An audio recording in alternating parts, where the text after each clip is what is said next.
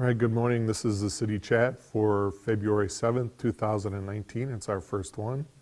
We're going to try a new style here. We're going to videotape and put it on YouTube and the city web. And it'll be connected to the Facebook pages for Main Street and the Chamber. We have a place on our website where you can ask questions that will then be answered at this meeting. We only received one at this time period, and that was what's currently happening with the South Main Street project. I can note that the project was bid, and the bids were opened in December. The contract was awarded to Lalonde Construction. So the project will start in 2019. They're looking to start as early as possible, which could be sometime in March. There is a public information meeting February 12th at 5:30 to 7 o'clock. Brian Kane has been hired as the city's communication liaison for the project, so he will have a phone number and an email available on the website, and he will be walking up and down the street during the course of the project. He will be at the public information meeting and the pre-con. So there'll be, and he's been reviewing all the information and working with the public works people to make sure that he understands what's going on and what his expectations are. The project is in 4 phases. The primary phase is the street rebuild from Water Street north to Madison Street. This project isn't a complete rebuild. There's no water or sewer main being reconstructed. It'll just be services, pavement, curb and gutter, stormwater, and sidewalks.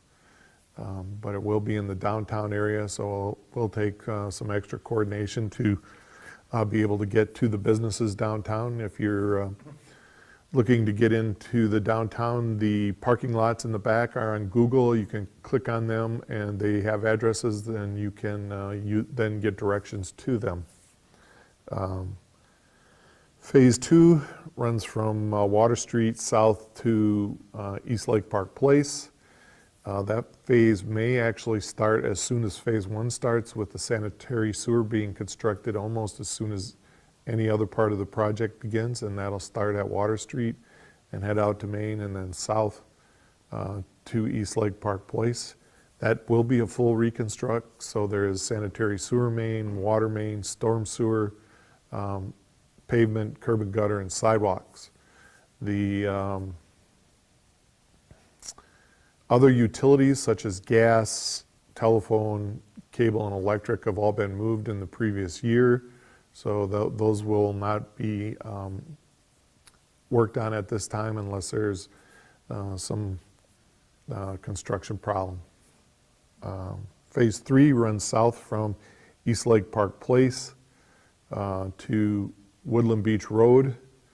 And that's primarily designed to be constructed while school's out. I'm trying to get down past Catlin. In that time period. Again, it's a full reconstruct, all water, sewer, street, pavement, curb and gutter, sidewalks. So there'll be a lot of work there. On phase 4 is from Woodland Beach Road to the end of the project, which is just down around the curve past the mill. And that again is a full reconstruct. That area doesn't have curb and gutter or sidewalks at this time, but it will, all the way to the end of the project. That part also has a little bit more difficulty with detours or local access routes. So when you're out watching, most of the project will have very good information on how to move through the city while the project is going on. It will be a little bit more difficult at that point in time. They're going to have to run the traffic through the construction zone, so there'll probably be flagmen, and there will be times when the street will be closed and not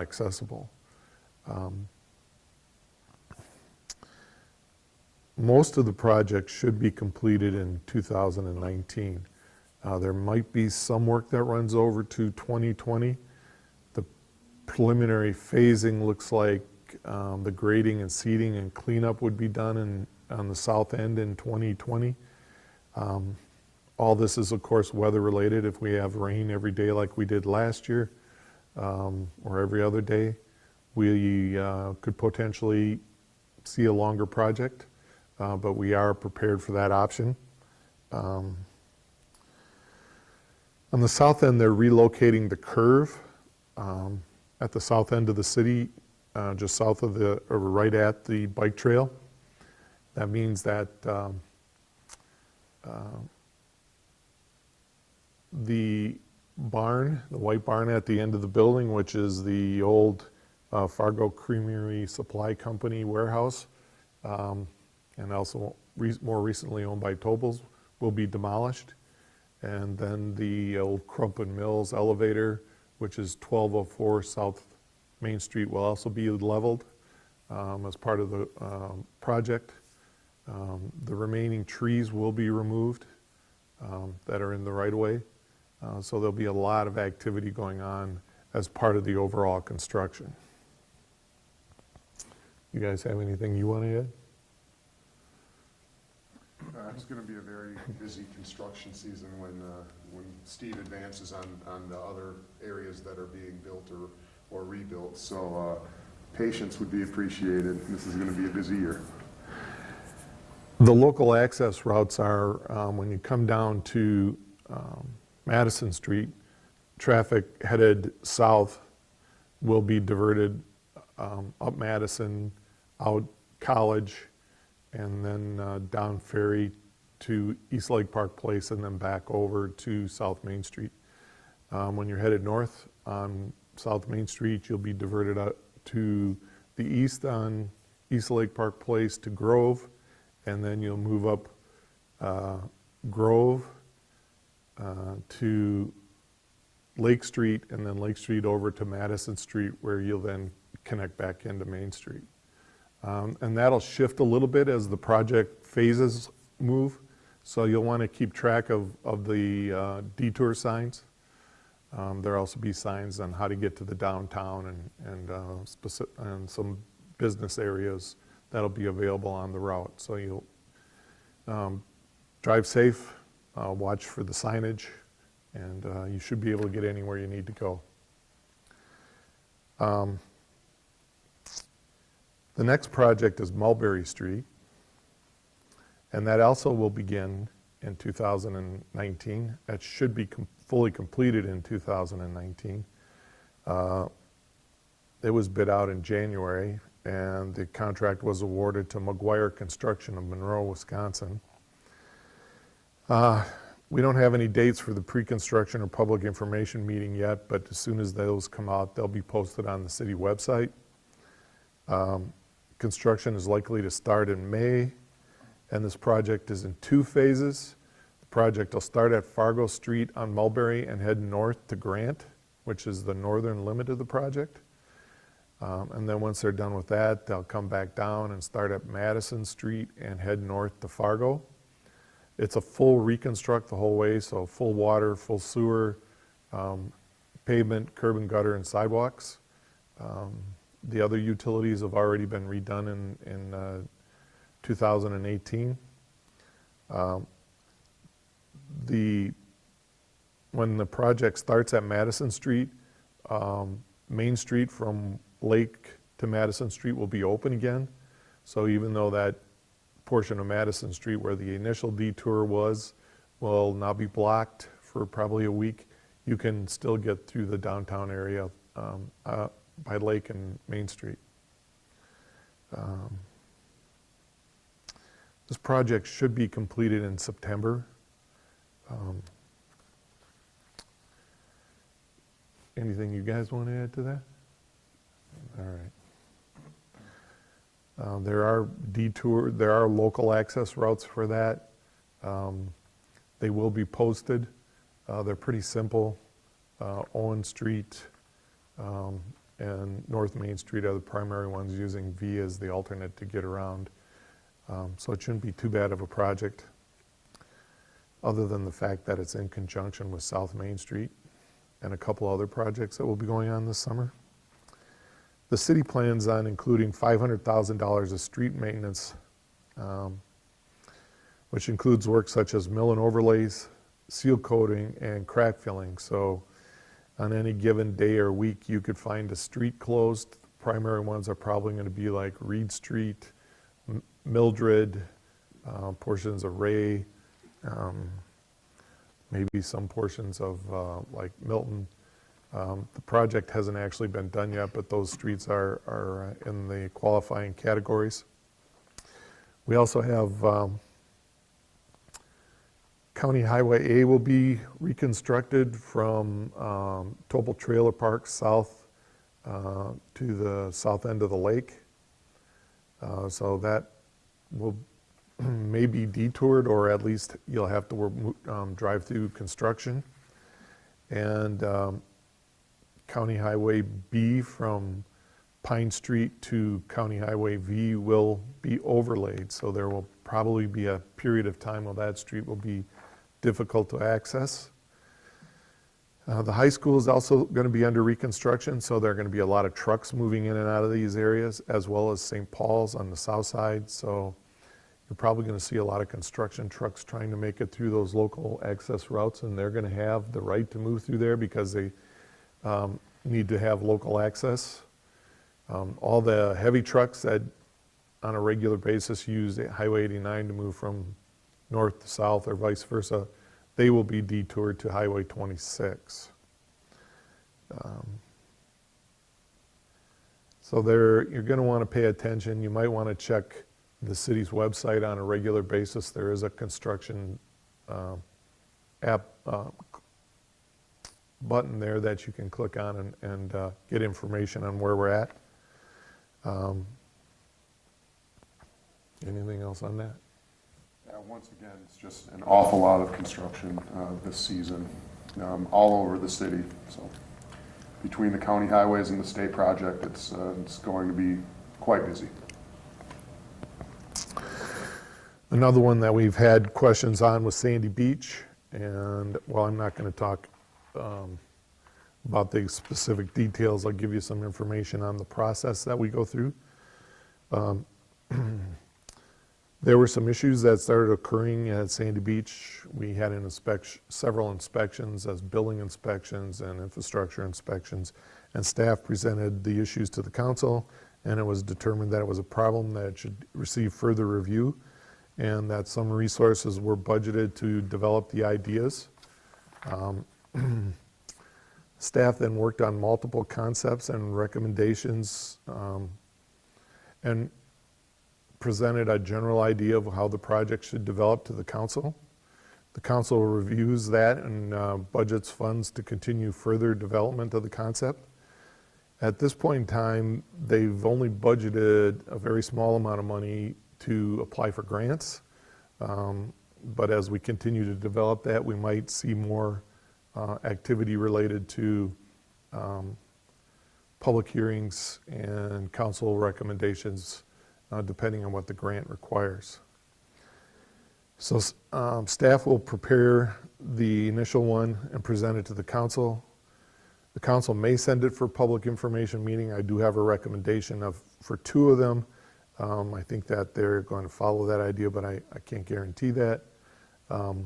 Once that's out and staff brings back the ideas from the public hearings and some recommendations, the council will have the opportunity to determine if they want to budget for the improvements in the future.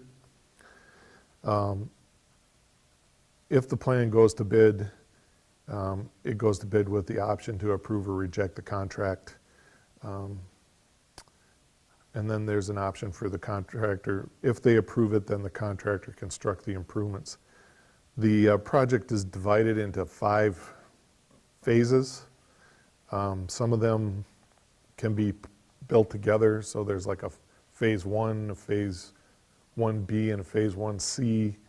Then there's phase 2 and phase 3 are could be constructed together, and then Phase 4 and Phase 5 are the trailer park. The initial phase that they're looking at right now is the boat launch, which is on the west end at this point. This opens up the rest of the beach for improvements that are, it makes a logical approach to how to improve the beach from the west end to the east end, provides the opportunity to bring the beach into one beach, group several of the features that we need to group, like parking, play areas, rest facilities, and trying to protect the trees into an easier focus. And it also gives us an opportunity to make improvements in the trailer park, like a tornado shelter and better water and sewer. And so those are some of the things that we've been working on, along with upgrading the restaurant. The building at this point has been determined that it needs to be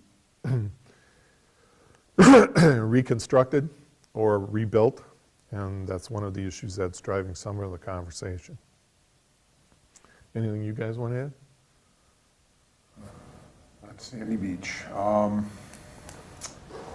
I've had questions regarding the extension of Ferry Drive to Sandy Beach Road. Do you want to discuss that at all? Ferry Drive actually went through at one time. We still have easements in that area. The goal is to, right now, discussing the South Main Street project, the problem at South Main Street and being able to get alternate is that there's no alternate routes.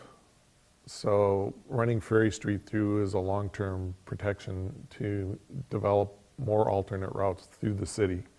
Provides better safety because if there's a route that gets blocked from you know, a tornado went through, or you know, like a semi-truck blew up on the south side, the only way to get there is South Main Street. And so running Ferry through gives us an option for more routes.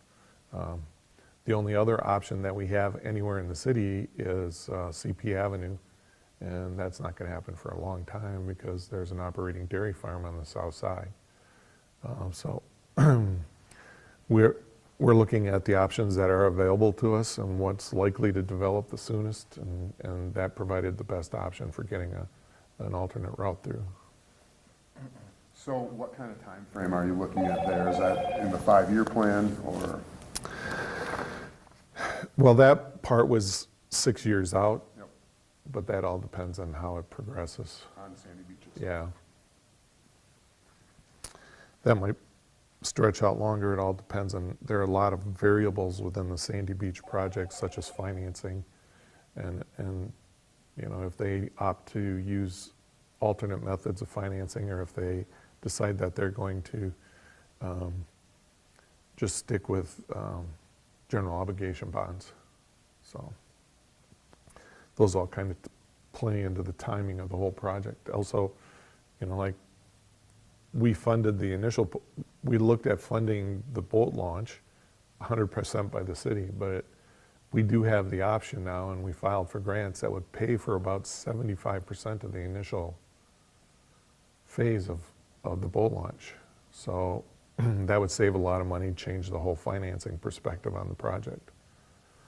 So that, how these things fall together is still really preliminary.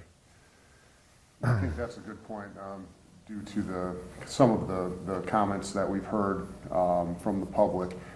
All of this is preliminary right now with regard to Sandy Beach, and there's going to be more development in the idea and the concept as we move forward here. But initial steps have been, or are being taken.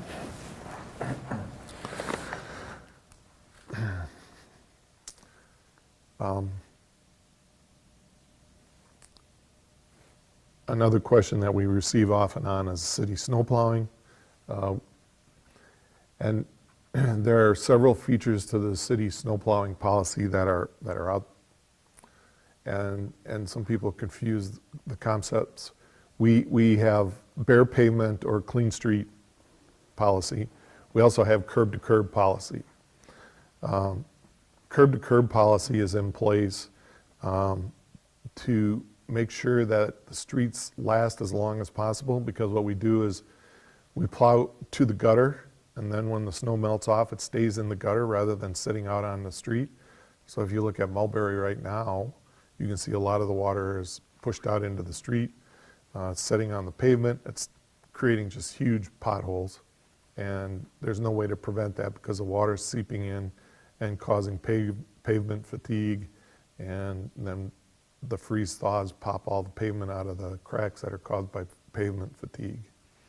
So we try and, a goal is to make the streets last as long as possible. It also is a liability issue, because if you don't get the snow out of the street and somebody it starts melting in and somebody runs into it and they slip or slide, that causes problems, liability problems. So we try and protect that as much as possible. The clean street or bare pavement policy is that we use salt in a fashion where we try and get the street to bare pavement as quick as possible. That's not always possible because the temperature really dictates that. So like in the polar vortex, when it gets below 15 degrees, it's difficult to, well, the salt doesn't work. And so then you use alternate methods. But our regular policy is curb to curb and bare pavement.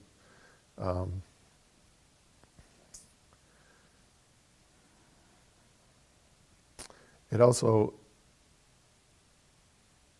as the snow gets deeper and deeper, it's more difficult to move snow. So you have to, for those trucks to be able to have the ability to push the snow, sometimes they have to run at a higher speed. Sometimes it's not possible to push as much snow as you need to push running at a low speed. So if you see a snowplow running at a pretty high rate of speed, he's generally got a problem with either pushing the amount of snow that's in front of him or trying to move the snow up over the bank to get to the curb.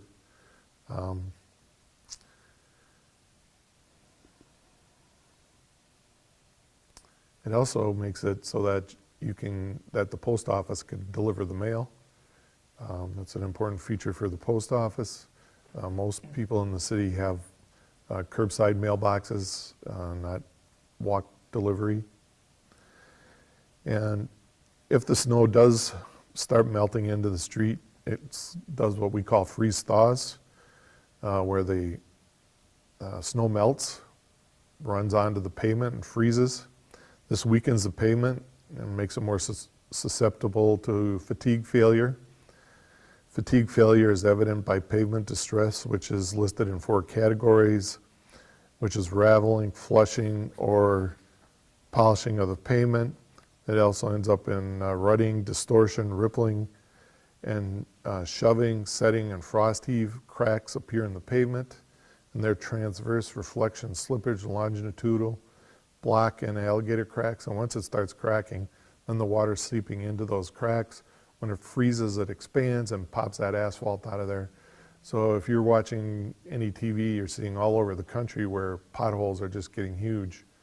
And our goal is to try and keep that to a minimum as much as possible. Any moisture keeping the moisture in the gutter reduces that pavement failure and the additional cost, and keeps the pavement life longer. Is there anything you guys want to talk about? Mick? Well, from a police department perspective, 2019 is shaping up to be a busy year for us. We've already had a promotion in the police department. Officer Cedarwall became Sergeant Cedarwall. We hired a full-time officer who is in field training right now, and that's a 3-month program. We've got some staff development training coming up for some of our supervisors. It's going to be very extensive and costly, but necessary. And we're just trying to prepare for the summer. Some of the problems that are associated with having such nice parks and beaches is that we have a big influx of people throughout the summer. We've heard estimates as high as 2,000 people coming into Sandy Beach on a weekend, which adds to our staff difficulties with regard to parking issues, people bringing animals into the beach that aren't allowed, glass, and of course problems associated with alcohol that come with some of our visitors. And we're in the process of researching a canine. We're moving forward with some paperwork to the city council to get their approval to hopefully purchase a canine sometime later this year. That's kind of a big undertaking as far as the costs associated with an animal, fitting a squad car, training the officer, and some of the internal things we have to do to maintain a new program such as that. And then we're also just busy with the day-to-day stuff. Some of our investigations are getting to be more and more difficult because they're occurring through the use of either social media or phones, and technology is very tricky. It changes on a daily basis, and the ability to download cell phones and computers is getting so much more tricky that places are buying equipment that's worth tens of thousands of dollars to run their own programs, and then those of us who don't have that are borrowing their equipment and using their people to do those downloads. So we've got transition time, driving back and forth, and the downloads, and then once you download computer equipment, sorting through it all is very difficult and time consuming. So our daily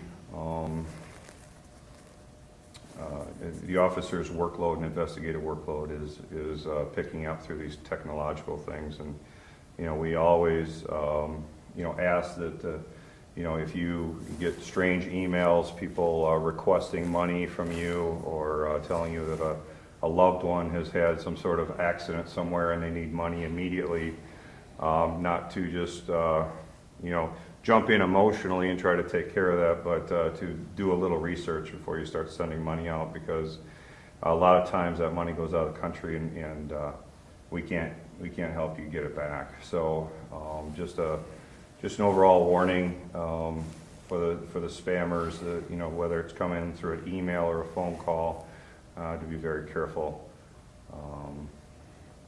with people asking for you to send money out immediately.